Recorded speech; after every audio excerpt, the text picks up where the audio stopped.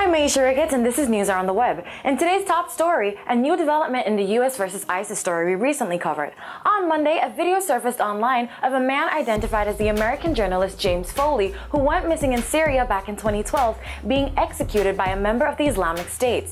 In the video, the Islamic State say that the murder is revenge on the U.S. for the airstrikes they've been making in Iraq. Well, today, several news sources have announced that despite the threat from ISIS to murder another captive American, the U.S. has proceeded to launch fresh airstrikes against the Islamic State.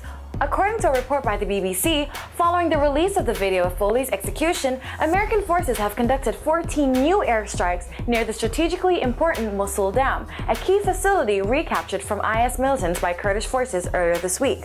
Kurdish sources told the BBC that the raids provided air cover as Kurdish and Iraq government forces pushed into the hills southwest of the site. U.S. officials said they had successfully destroyed vehicles and other targets belonging to the IS.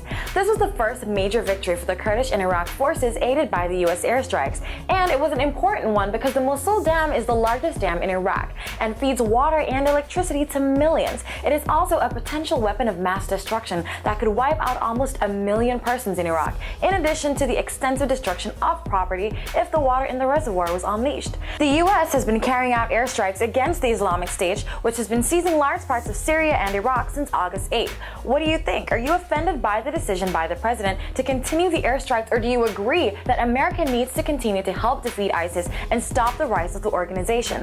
While one man may die, the airstrikes may save the lives of many. Is it worth it? For continued updates on this story, subscribe to us on YouTube, like us on Facebook, and sign up for news alerts on our website. I'm Aisha Ricketts, bringing you the top trending news from around the web.